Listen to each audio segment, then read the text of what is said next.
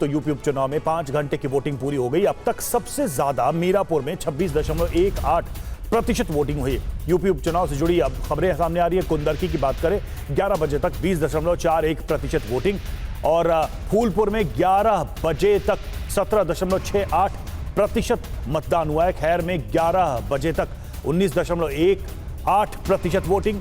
मीरापुर की बात करें, 11 बजे तक 26.18% वोटिंग हुई और यूपी उपचुनाव में कटेहरी में मतदान हो रहा है। 11 बजे तक 24.28% यहां मतदान हुआ है। करहल में 11 बजे तक 20.28% मतदान और सीसामऊ में 11 बजे तक 15.91% वोटिंग। गाजियाबाद सदर में 11 बजे तक 12.87% मतदान।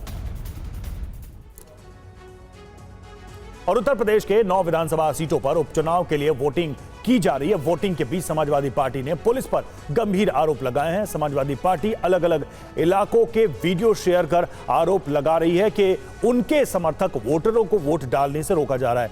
आरोप लगाया गया है कि चुनाव आयोग के निर्देशों के बावजूद पुलिस वोटरों के आईडी कार्ड चेक कर रही है। कानपुर के सीसामऊ, करहल, मुजफ्फरनगर के मीरापुर को लेकर समाजवादी पार्टी ने वीडियो शेयर किया है।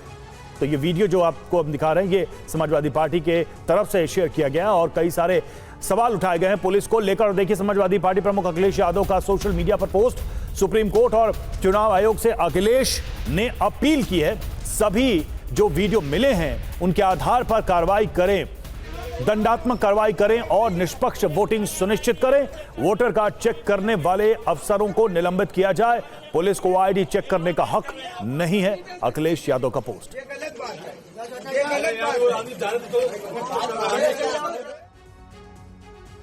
और चलिए अब आपको वो वीडियो दिखाते हैं जो समाजवादी पार्टी की तरफ से पोस्ट किया गया है, जिसमें कहा गया है कि कहा जा रहा है कि पुलिस वोट डालने से रोक रही है, मतदान निष्पक्ष नहीं हो रहा है। देखिए ये वीडियो। वो नहीं डालेगा, वहां से वापस आ जाएगा। सही बात है। आप यहाँ से वापस भेजने का राइट नहीं है आपको। अरे हमारा राइट नहीं आई तो चेक करना, बूथ को चेक नहीं होगा, चेक करिए, बेवाला बहस कर रहे हैं। आप वापस नहीं भेज सकते किसी को, ये गलत बात है। ये गलत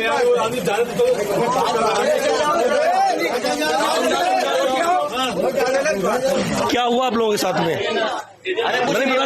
मारे नहीं जाते, पर्ची नहीं बनने दे रहे हैं कहीं पे। जो पहले पर्ची बनती थी जी जी, सब अंदर से बाहर भगा दिया सब। पर्ची नहीं बनने दे रहे हैं, सब मुंह खुलवा रहे हैं। वो लेडीज जो है मुंह खोल रही जा रहे हैं। आप लोग का वोट नहीं पड़ा, डालने नहीं दे रही पुलिस। नहीं, आईडी दिखाइए तो मैं आइडिया दिखाया हूँ। उसके बाद कहा तो जाइए, भाग जाइए, मशीन बिगड़ी है। तो मुझको मशीन बिगड़ी तो कहा खड़े हो आप लोग, तो कहा तो घर जाइए, अभी बाद में आइएगा। क्यों आया आप? साईं कह रहे हैं इस पर्ची से वोट नहीं पड़ेगा, इस पर्ची से वोट नहीं पड़ेगा। ये मना कर रहे हैं, सबको लुटा रहे हैं, सबको लुटा रहे हैं। ये मैं और वोट डालने वाली पार्टी है वो मना कर रही है। उन्होंने मना कराया है उनसे, मना कर रहे हैं। पर्ची देखो, इनकी चेक करो। बोले ये फर्जी पर्ची लेके आए हैं। फर्जी भरी और एक नेता आए हैं भाजपा। हाँ, मैंने ये भी बोला, ये उधर से सामने से एक भाजपा नेता भी आए हैं कोई। और उन्होंने अंदर जा रही है, उन्होंने ईवीएम पे मैंने बटन दबाया था तो उन्होंने मेरा वोट चेक करा। बोली काय का बटन? वोटना पड़ेगा, वोटना पड़ेगा। बढ़ाओ बढ़ाओ बढ़ाओ बढ़ाओ बढ़ाओ बढ़ाओ। चलो घर चलो, घर चलो, रोड पे खड़े वोट डालने जाओ। चलो घर, घर जाओ, वोट डालने जाओ ना।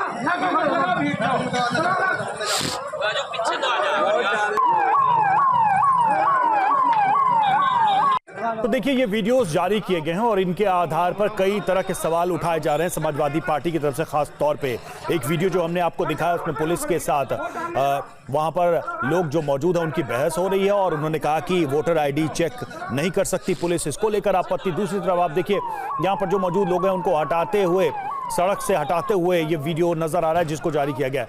और वही समाजवादी पार्टी के आरोप पर मुरादाबाद एसएसपी का बयान सामने आया है और समाजवादी पार्टी के सभी आरोपों को बेबुनियाद बताया गया है। समाजवादी पार्टी ने मुरादाबाद के कुंदरकी विधानसभा में धांधली के आरोप लगाए। देखिए, सुबह से मतदान सुचारू रूप से चल रहा है। 6 बजे मॉकपोल हुआ था और 7 बजे से जो मतदान की प्रक्रिया है वो सुचारू रूप से चल रही है। और जो भी सूचनाएं कहीं पर भी किसी भी संबंध में आ रही है तो 2 से 3 मिनट के अंदर पुलिस बल वहां पे पहुंच के, हमारे magistrate, sector magistrate, zonal magistrate कोई ना कोई पहुंच के उस चीज को अटेंड कर रहे हैं और चुनाव भी पूरी तरह से सुचारू रूप से जारी है। आरोपी की विधिवत जांच की गई है, राजपत्रित अधिकारियों के द्वारा मजिस्ट्रेट्स के साथ में जांच की गई है। इस प्रकार के जितने भी आरोप है वो पूरी तरह से फर्जी है। और यूपी उपचुनाव पर रामगोपाल यादव ने क्या कहा है वो आपको बताते हैं। बीजेपी ईमानदारी से एक सीट नहीं जीत सकती, ये कहा गया है। बीजेपी से जनता दुखी है, रामगोपाल यादव का बयान। ईमानदारी से तो बीजेपी एक सीट जीत ही नहीं सकती, एक भी। जनता आज जा चुकी है, कानून और व्यवस्था ध्वस्त हो चुकी है। डिवीजिव पॉलिसीज के चलते सभी लोग दुखी है। भाई अशांति कहीं होती है तो ऐसा थोड़ी कि उसमें कि मुसलमान ही पीड़ित हो, हिंदू न हो। दुख तो सभी को होता है, नुकसान सबका होता है। लेकिन जिस प्रदेश का मुख्यमंत्री इसी तरह की बातें करने से समझता हो कि चुनाव जीत जाएंगे, उसने लोकसभा से कोई सेशन, चुनाव से कोई सबक ही नहीं सीखा है। ज़बरदस्ती उपचुनाव में तो रामपुर उपचुनाव जीत लिया ज़बरदस्ती की नहीं, लोकसभा हार गए ऐसे ही नहीं, ऐसे ही खड़ा कर दिया था अखिलेश ने एक आदमी, तब भी हार गए। तो आम चुनाव, इस पर कोई असर आम चुनाव पर तो होने वाला नहीं। ज़बरदस्ती एक जगह कुछ गड़बड़ी कर सकते, ज़्यादा जगह नहीं कर सकते गड़बड़ी। सर लेकिन ये बता रहे हैं कि लोगों का विश्वास बीजेपी की तरफ बढ़ा है और कानून व्यवस्था हो। कल अखिलेश यादव जी ने भी एक बात कही कि उन्होंने कहीं बयान में सुना कि कहा गया है कि हम रामपुर बना देंगे, किसी जगह पे सीएम ने कहा। हाँ, वो कुनरकी को तो रामपुर क्या बना लिया भाई? लोकसभा हार गए कि नहीं हार गए? लोकसभा हार गए, बुद्धि नहीं है तो उसके लिए कोई पढ़ाने थोड़ी जाएगा उनको। वहीं सीसा मऊ से एसपी कैंडिडेट नसीम सोलंकी ने भी आरोप लगाया है कि पुलिस घरों में घुसकर लोगों को मार रही है। वीडियो बनाने पर थाने लेकर जा रही है। क्या लोगों से शिकायतें मिल रही हैं आपको? आप अंदर आपने खुद कवर करा होगा, एक बंदे को इतना मारा उसकी आंख पूरी जो है वो हो गई है, डैमेज हो गई है। आप देखिए 100 मीटर पहले ही औरतें जो है चेक करने के नाम पे रोके ले रही हैं सबको।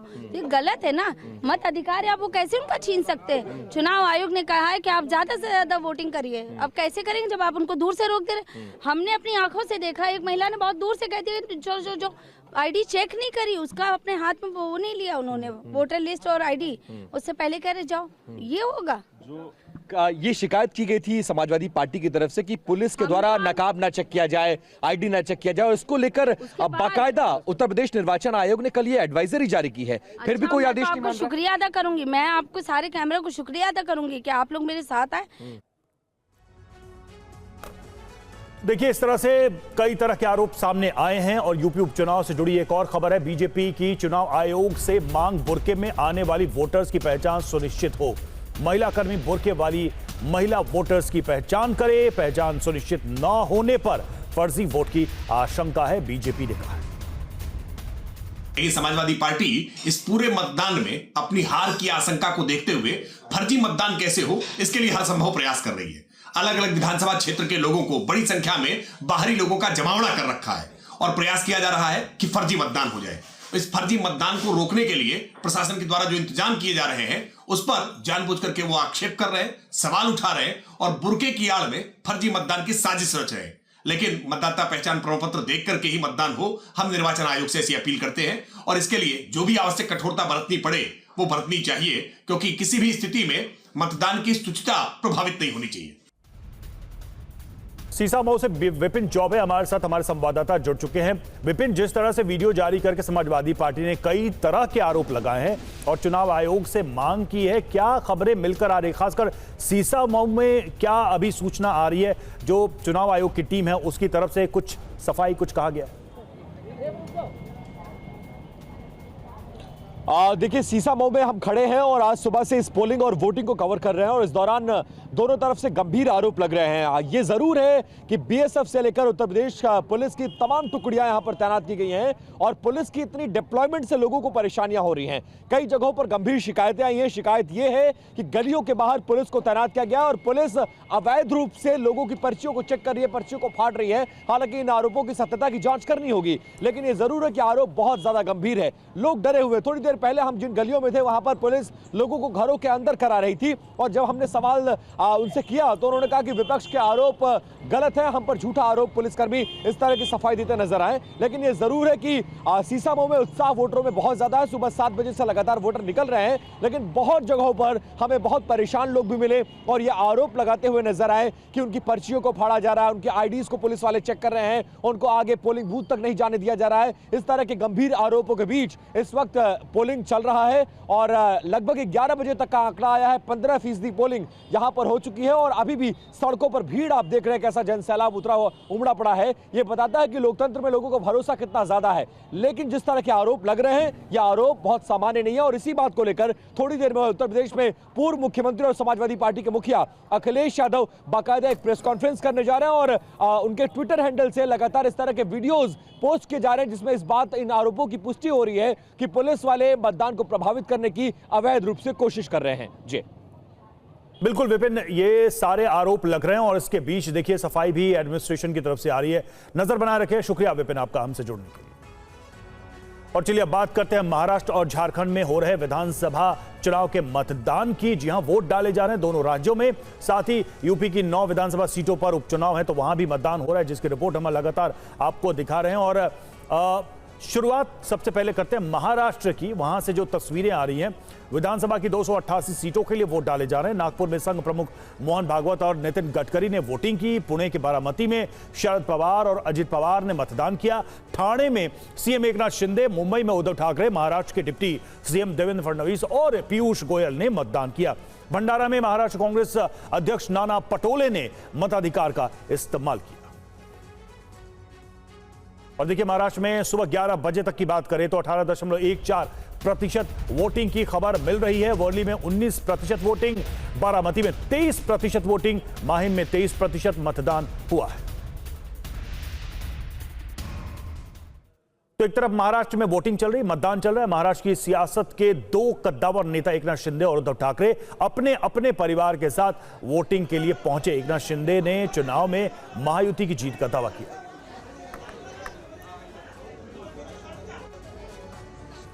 तो ये देखिए तस्वीरें हम आपको दिखा रहे हैं। एक तरफ आप देखिए एकनाथ शिंदे अपने परिवार के साथ मतदान करने पहुंचे और देखिए दूसरी तरफ आप देख रहे हैं उद्धव ठाकरे, उनके बेटे, दोनों मतदान करने के लिए पहुंचे। तो इस तरह से महाराष्ट्र से अलग अलग जगहों से ये तस्वीरें सामने आ रही हैं आज के मतदान की, जहां पर तमाम बड़े नेता, तमाम बड़े राजनीतिक दिग्गज मतदान करने के लिए पहुंचे।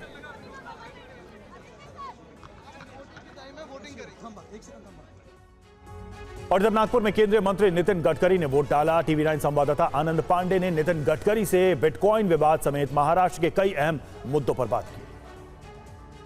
केंद्रीय मंत्री नितिन गडकरी हमारे साथ हैं। सर, आपने भी 80 से ज़्यादा सभाएं की, आपको क्या लगता है ज़मीन पे वोटर्स से क्या कनेक्ट किया? क्योंकि इस बार कई तरह के नैरेटिव चलाने की कोशिश की गई, लेकिन लास्ट वक्त हमने देखा कि सुप्रिया सुले, नाना पटोले पे बिटकॉइन को लेकर जो आरोप लगे, या आपकी पार्टी के नेता विनोद तावड़े पे कैश बांटने का आरोप लगा, क्या ज़मीन पर इसका असर हुआ? देखिए, ज़मीन पर जो विषय है वो किसानों के प्रश्न है।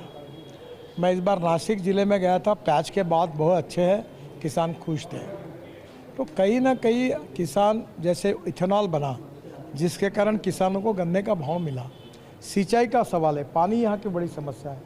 और जब हमारी सरकार ने प्रधानमंत्री सिंचाई योजना में 6,000 करोड़ और बड़ी राजा योजना में 6,000 करोड़ दिए, जो 15-15 साल से जो प्रोजेक्ट बन पड़े थे, टेम्बू, मैसा, मैं मंत्री था तब पैसे मिले। और मैं जब अभी सोलापुर से सांगली, सातारा और ये कोल्हापुर ज़िले में गया, सोलापुर ज़िले में ऊपर से देखा जहाँ बिल्कुल पानी नहीं था वहाँ पूरा हरा दिखा। तो ये महाराष्ट्र बदल रहा है और यहाँ का जनता, गांव, गरीब मजदूर, किसान, ये फालतू बातों की चर्चा नहीं करता, ये डेवलपमेंट के लिए, अपने भविष्य के लिए वोट देता है। क्योंकि ये छत्रपति शिवाजी महाराज का महाराष्ट्र है और पूरे देश को सामाजिक विचार देने वाले बाबा साहब अम्बेडकर, महात्मा ज्योतिबा फुले और राजर्षि शाहू महाराज, इनका ये राज्य है। इन्होंने दिया हुआ विचार महाराष्ट्र का पूरे देश में गया हुआ है। कल से तो महाराष्ट्र की राजनीति में सुप्रिया सुले, नाना पटोले की चर्चा है, विनोद तावड़े की चर्चा है। देखो, ये चर्चा कोई भी कुछ न्यूज़ लगा सकता है, कोई भी कुछ चर्चा कर सकता है। मैं ऐसी बातों को अपना चर्चा करने का समय भी नहीं गंवाता।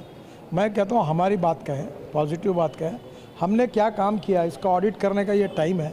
हमने 10 साल में क्या किया वो समझिए, उन्होंने 60 साल में क्या वो देखिए। सर, आप विकास की बात कर रहे हैं, किसानों की बात कर रहे हैं, लेकिन आप ही की पार्टी के नेताओं ने नारा दिया कि बटेंगे तो काटेंगे, एक है तो सेफ है। क्या इस नैरेटिव का ज़मीन पे असर नज़र आया? ये बिल्कुल इसका अर्थ जो चाहे गलत लगाते हैं। जात पंथ धर्म भाषा सेक्स के आधार पर हम सब लोगों ने एक होना चाहिए, हमने नहीं बंटना चाहिए। और आतंकवाद हो, नक्सलवाद हो, जो राष्ट्र विरोधी है, उसके खिलाफ हमने यूनाइटेड होकर मिलकर लड़ना चाहिए। ये भाव इसके पीछे है। तो नितिन गडकरी को सुना आपने। और महाराष्ट्र के इस महासंग्राम में सितारों ने भी बढ़ चढ़कर वोट डाला। पूर्व क्रिकेटर सचिन तेंदुलकर, अभिनेता अक्षय कुमार, रितेश देशमुख, जॉन अब्राहम, सोनू सूद और फरहान अख्तर ने अपना वोट डाला। तो वहीं मशहूर डायरेक्टर सुभाष घई, एक्टर राजकुमार राव, संगीतकार और गायक विशाल ददलानी ने भी मतदान किया, जिसकी तस्वीरें आप देख रहे हैं।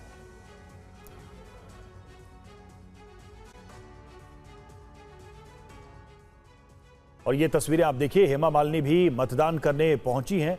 और जिस तरीके से तमाम फिल्मी सितारे पहुंचे हैं, उसी तरह से हेमा मालिनी बीजेपी के सांसद भी हैं, लेकिन अपना वोट करने एक मतदाता के तौर पर पहुंची हैं। निशा देओल, उनकी बेटी भी उनके साथ पहुंची है मतदान करने।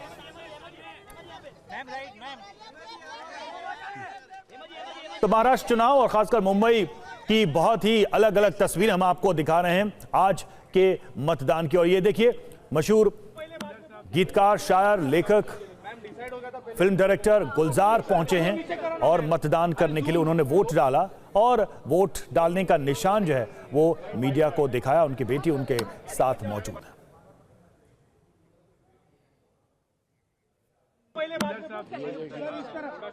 और आज सचिन तेंदुलकर ने भी मतदान किया। मतदान के बाद सचिन तेंदुलकर ने क्या कहा, आइए सुनते हैं। ECI का मैं आइकन हूँ, तो बहुत समय से मैं यही कह रहा हूँ, लोगों को यही दरख्वास्त कर रहा हूँ कि आइए वोट कीजिए, हमारी रिस्पॉन्सिबिलिटी है। यहाँ फैसिलिटीज़ भी अच्छी है, और जैसे कि मैंने अभी कहा कि सारे ऑर्गेनाइजर्स ने यहाँ पे अच्छी फैसिलिटीज़ की है, सिर्फ हमारे लिए नहीं, मगर मैं ये उम्मीद करता हूँ कि सारे लोगों के लिए अच्छी फैसिलिटीज़ रहेंगी। पूरा जो पीरियड है, वोटिंग पीरियड, वो पूरे समय तक अच्छी फैसिलिटीज़ रहे, यही मैं उम्मीद करता हूँ, और किसी को तकलीफ ना हो। आइए ज़रूर वोट कीजिए।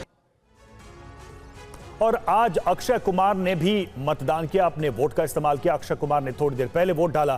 क्या कहा उन्होंने मतदान के बाद, आइए सुनते हैं। सबसे बढ़िया बात है, इंतजाम बहुत अच्छा किया हुआ है। मेरे को क्यों ढका? बहुत अच्छा इंतजाम किया हुआ है। मैं देख रहा था कि सीनियर सिटीजन के लिए बहुत अच्छा इंतजाम किया हुआ है, बहुत सफाई रखी हुई है।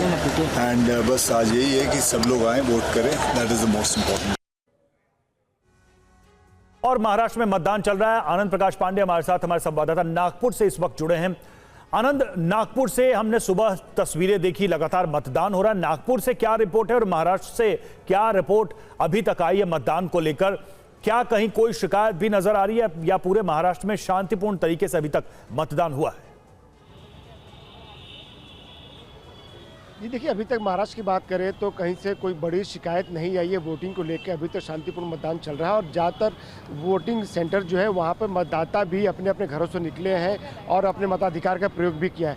नागपुर जो है, इसे महाराष्ट्र की दूसरी कैपिटल भी कहा जाता है। उसकी वजह यह है कि पूरा विदर्भ रीजन जो है उसका एक तरह से सेंटर नागपुर आता है। और विदर्भ के बारे में कहा जाता है कि विदर्भ में 62 सीटें हैं, 11 जिले आते हैं, और जिसने विदर्भ में अपना पर्चा फहरा लिया, जिसने यहाँ पर अच्छा प्रदर्शन कर लिया, उसकी पार्टी की उस गठबंधन की सरकार लगभग महाराष्ट्र में बननी तय मानी जाती है, क्योंकि विदर्भ को कुंजी कहा जाता है महाराष्ट्र की सत्ता का। और यही वजह है कि यहाँ पर दोनों ही गठबंधनों ने जोर लगाया। अगर हम लोकसभा चुनाव की बात करें तो लोकसभा में संविधान का मुद्दा था, किसानों का मुद्दा था, तो यहाँ पर मायावती जो थी, जो गठबंधन था बीजेपी की अगुवाई वाला, उसका प्रदर्शन लोकसभा चुनाव में बहुत अच्छा नहीं रहा था। लेकिन इस बार बीजेपी और मायावती ने यहाँ पर अच्छा प्रदर्शन करने की उनको उम्मीद है। उनका कहना है कि कपास और सोयाबीन के जो किसान हैं, उनको हम लोगों ने उनकी जो नाराजगी थी उसको दूर करने की कोशिश की है। साथ ही साथ इस बार प्याज के दाम अच्छे हो गए, तो यार उसका इम्पैक्ट भी किसानों के फेवर में गया। इसके अलावा पानी को लेकर, पानी की अक्सर समस्या रहती है विदर्भ में, उसको लेकर बहुत सारे चीज, बहुत इश्यूज थे पानी को लेकर, उसको भी एड्रेस किया है। तो ऐसे में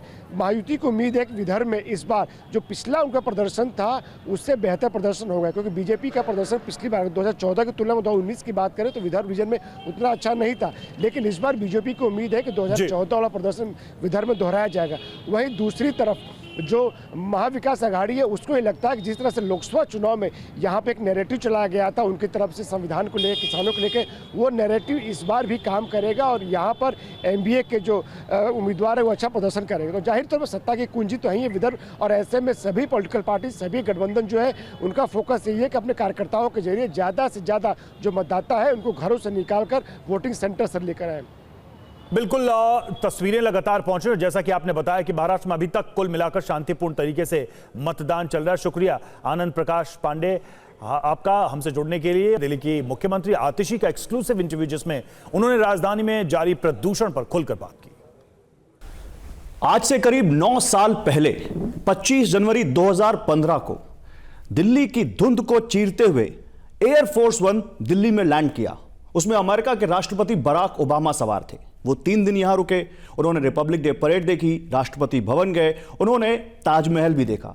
तब इंटरनेशनल मीडिया में बहुत सारी हेडलाइंस बनी, लेकिन एक हेडलाइन थी जिसने सबका ध्यान खींचा। मिस्टर प्रेसिडेंट, इन 3 दिनों ने आपकी जिंदगी 6 घंटे कम कर दी क्योंकि वहां की हवा इतनी खराब थी। सोचिए, बराक ओबामा अगर 3 दिन रहे और उनकी उम्र 6 घंटे कम हो गई, तो वो इंसान जो हर साल महीनों इस हवा को अपने फेफड़ों में ले रहा है, उसका क्या हाल होगा। एक स्टडी कहती है कि धूम्रपान ना करने वाला शख्स भी इस वक्त दिल्ली में 38 सिगरेट के बराबर धुआं अपने फेफड़ों में ले रहा है। और उसी दिल्ली की मुख्यमंत्री आतिशी जी इस वक्त हमारे साथ हैं। मैम, आपका बहुत स्वागत है TV9 भारतवर्ष पर। मैम, गैस चैम्बर बनी दिल्ली में इस वक्त हम ये इंटरव्यू कर रहे हैं, और जब मैं ये ऐसा इंट्रोडक्शन देता हूं तो बतौर दिल्ली की मुख्यमंत्री आपको कैसा लगता है? देखिए, सबसे पहले तो मैं ये कहूँगी कि मैं व्यक्तिगत तौर पे भी बहुत परेशान हूँ। मैं इसलिए परेशान हूँ क्योंकि एक पब्लिक रिप्रेजेंटेटिव होने के नाते लोग मुझे कॉल करते हैं, किसी के पेरेंट्स बीमार हैं, बुज़ुर्ग लोग हैं, सेहत की दिक्कत हो रही है, सांस लेने में दिक्कत हो रही है, बच्चे हैं, छोटे छोटे बच्चे हैं जिनको स्टेरॉइड्स की ज़रूरत है, इन्हेलर की ज़रूरत है। लेकिन मुझे ये लगता है कि गैस चेम्बर से दिल्ली नहीं है, इस बात को हमें ध्यान रखना होगा। ये बिल्कुल सही बात है, हम दिल्ली में बैठे हुए हैं, ये बिल्कुल सही बात है कि दिल्ली में पोल्यूशन लेवल बहुत हाई है, पर इस समय पूरा नॉर्थ इंडिया एक गैस चेम्बर है।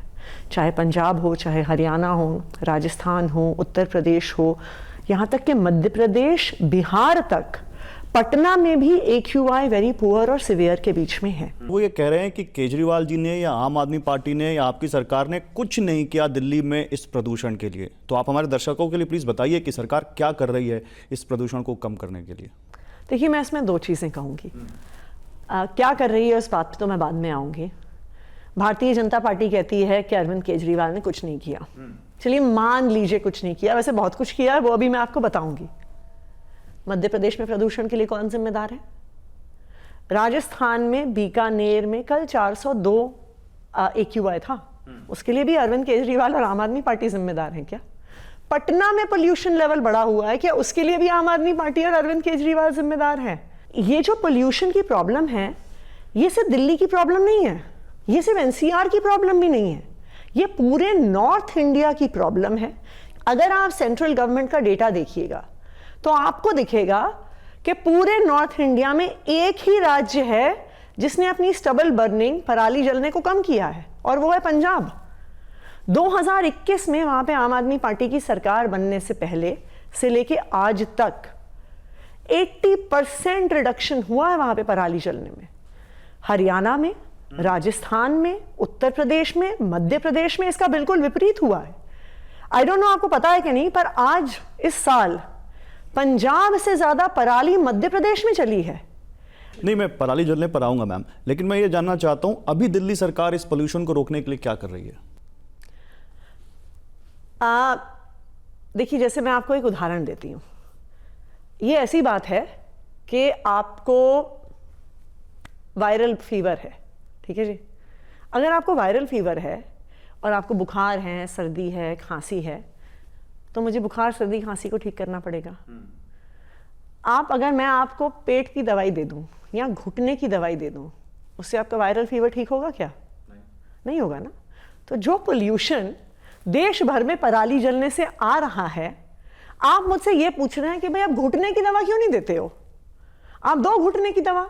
अरविंद केजरीवाल घुटने की दवा क्यों नहीं दे रहे हैं? दिल्ली सरकार घुटने की दवा क्यों नहीं दे रही है? भाई प्रॉब्लम दूसरी है, नहीं, बीमारी दूसरी है। मैं आपसे ये पूछ रहा था मैम, मैं ये नहीं पूछ रहा कि दिल्ली प्रदूषण उत्पन्न होने से रोकने के लिए आप क्या कर रहे हैं, क्योंकि अब ऐसी स्थिति में आ गए हैं जहां युद्ध स्तर पर कुछ करने की जरूरत है, ऐसा लगता है। 500 के ऊपर AQI मतलब 38 सिगरेट के बराबर अगर धुआं हमारे फेफड़ों में रोज जा रहा हो तो आप समझ सकते हैं हालात कितने गंभीर है। तो ये जल्दी से जल्दी कम हो, ये धुंध छटे, इसके लिए हम आपकी सरकार क्या कर रहे हैं? अगर हमें इस समस्या को आने वाले सालों में रोकना है तो केंद्र की सरकार को कुछ तो करना पड़ेगा।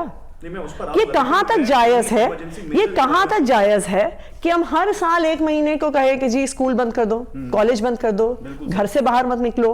गोपाल राय जी ने एक चिट्ठी लिखी केंद्रीय पर्यावरण मंत्री को और वो कह रहे हैं कि आर्टिफिशियल रेन करवाने की बहुत सख्त जरूरत है, और उन्होंने बाकायदा कुछ डेट्स लिखी उन चिट्ठी में कि इतने इतने तारीख को आपको लेटर भेजा गया, लेकिन आपके यहाँ से कोई प्रतिक्रिया नहीं आई।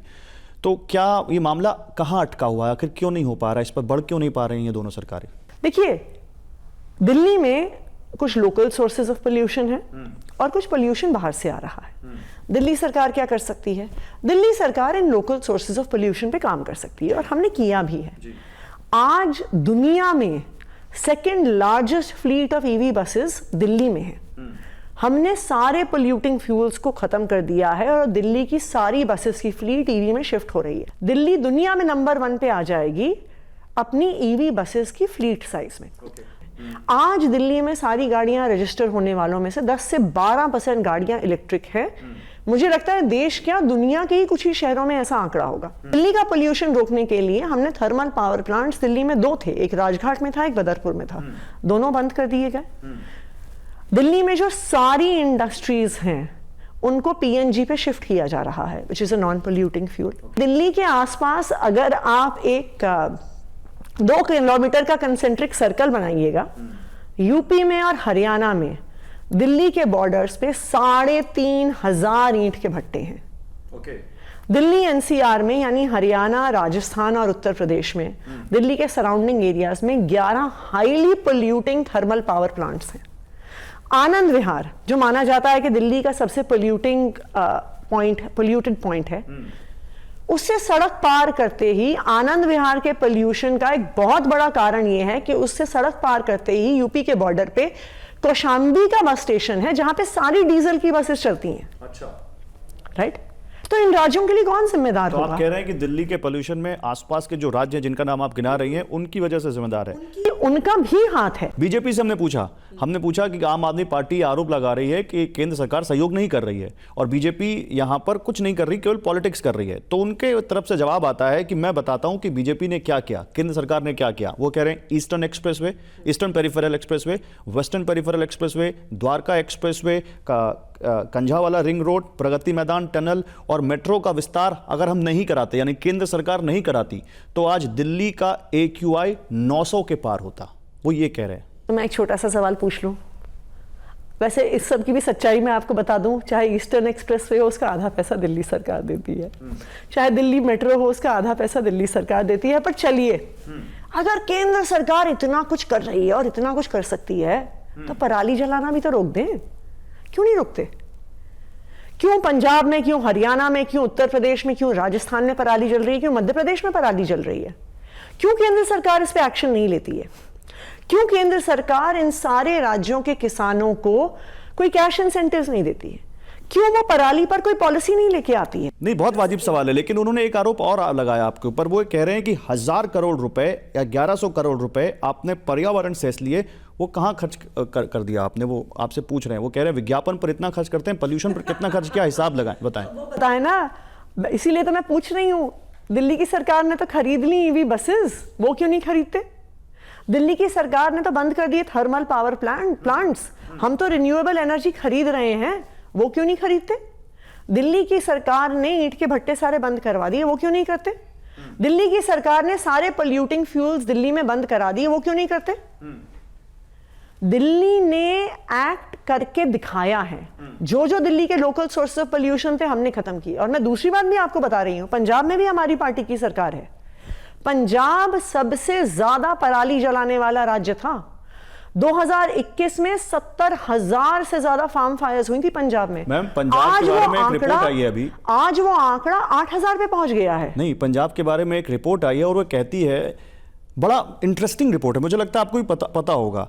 वो ये कहते हैं किसानों ने वहाँ एक जुगाड़ निकाल लिया है कि उनको पता है कि वो सैटेलाइट वहाँ से दोपहर के 1:30 बजे डेटा रिकॉर्ड करती है, तो जैसे सैटेलाइट का टाइम होता है डेटा रिकॉर्ड करने का खत्म, उसके बाद वहाँ पराली जलती है। और यही वो इसीलिए पंजाब में नंबर्स कम आ रहे हैं। नहीं, मैं ये आपको देखिए क्या है, उस सैटेलाइट से सिर्फ आपको पिक्चर आती है। जो data Indian council of agriculture research जो डेटा देता है वो नासा से नहीं आ रहा, वो उनके अपने ऑन ग्राउंड सोर्सेज से आता है। तो जो आंकड़े मैं आपको कोट कर रही हूं वो केंद्र सरकार का डेटा है, और उनका डेटा बता रहा है कि 2021 में 70,000 फार्म फायर से इस साल पे 8,000 पे पंजाब आ गया है। इस साल पंजाब से ज्यादा पराली जलने की घटनाएं मध्य प्रदेश में हुई हैं। इसी पर एक सवाल मैं पूछना चाहता हूं, चुनाव में यह मुद्दा होगा? दिल्ली के चुनाव सामने है। मैं तो ये पूछती हूँ, दिल्ली के चुनाव छोड़िए, ये सेंट्रल गवर्नमेंट के चुनाव में मुद्दा होना चाहिए। अगर पूरा नॉर्थ इंडिया सफर कर रहा है, पंजाब हो गया, हरियाणा हो गया, यूपी हो गया, राजस्थान हो गया, मध्य प्रदेश हो गया, बिहार हो गया, तो ये सेंट्रल गवर्नमेंट के चुनाव में भी मुद्दा होना चाहिए, ये लोकसभा के चुनाव में मुद्दा होना चाहिए, इन 7-8 राज्यों में मुद्दा होना चाहिए कि आखिरकार अगर साल में 1-1.5 महीने 7 राज्यों में रहने वाले लोगों को जहरीली हवा में सांस लेना पड़ रहा है, तो ये बिल्कुल एक नेशनल मुद्दा होना चाहिए। आखिरी सवाल, आम आदमी पार्टी जिम्मेदार नहीं है या उसकी सरकार जिम्मेदार नहीं है, केवल केंद्र सरकार जिम्मेदार है, या दोनों की जिम्मेदारी बनती है दिल्ली के प्रदूषण के लिए? जो दिल्ली की सरकार के हाथ में है उस पर दिल्ली की सरकार ने एक्ट किया है, लेकिन आज के दिन में जो नॉर्थ इंडिया में पोल्यूशन है उसका मेजर सोर्स पराली जलना है। जब तक हम इस बात को समझते नहीं है, जब तक हम इस बात को रिकॉग्नाइज करके इस पे काम करना नहीं शुरू करते, अगले साल हम फिर से यहीं पे बैठे होंगे कि दिल्ली में इतना प्रदूषण क्यों है। दिल्ली तो आप में कोई टाइमलाइन दे सकती हैं? अगर केंद्र सरकार ने आपके साथ सपोर्ट किया तो ये समस्या कब खत्म हो जाएगी? मुझे नहीं सपोर्ट करना, उनको दिल्ली को नहीं सपोर्ट करना, उनको पूरे नॉर्थ इंडिया में पराली जो जल रही है उसको रोकना होगा। और इतने राज्यों में हाई पोल्यूशन लेवल है, तो क्या दिल्ली की सरकार उसके लिए जिम्मेदार है? नहीं है, केंद्र की सरकार जिम्मेदार है, और केंद्र की सरकार अपनी जिम्मेदारी से भाग रही है। बहुत शुक्रिया आतिशी जी आपका अपना कीमती वक्त हमें देने के लिए, और इस गंभीर समस्या पर अपनी सरकार का व्यू रखने के लिए कि आखिर दिल्ली सरकार की तरफ से क्या हो रहा है। उम्मीद करते हैं कि जल्दी दिल्ली वासियों को एक साफ हवा में सांस लेने का मौका मिलेगा। Thank you very much. Thank you. और आइए अब एक बार फिर से महाराष्ट्र चुनाव की बात करते हैं। महाराष्ट्र के महासंग्राम में सितारों ने बढ़ चढ़कर हिस्सा लिया, वोट डाला। पूर्व क्रिकेटर सचिन तेंदुलकर, अभिनेता अक्षय कुमार, रितेश देशमुख, जॉन अब्राहम, सोनू सूद और फरहान अख्तर ने वोट डाला। तो वहीं मशहूर डायरेक्टर सुभाष घई, एक्टर राजकुमार राव, संगीतकार और गायक विशाल डडलानी ने भी मतदान किया। ये जितने पहले टाइम वोटर्स है, ये एक नया कुछ शुरुआत है। Your citizen, your of an eligible age to come and vote, तो जरूर exercise your right to vote and don't not step out and then later try and preach. Mumbai हमेशा सोती नहीं है, तो जागने का समय आज। मुंबई तो जागती है हमेशा, आज और जागना चाहिए। ऑलरेडी कितने बज गए? 12 बज गए। जागो मुंबई, कम एंड वोट। मैं यही कहूँगा कि आराम से धक्का मत मारो, पीछे उतरो। मैं यही कहूँगा कि आराम से धक्का मत मारो, पीछे उतरो। Responsibility of every citizen to go and vote, और बहुत ज़्यादा जरूरी है देश के लिए। हॉलीडे मत बनाइए, just go and vote man. All the best. जय हिंद। Okay, thank you sir.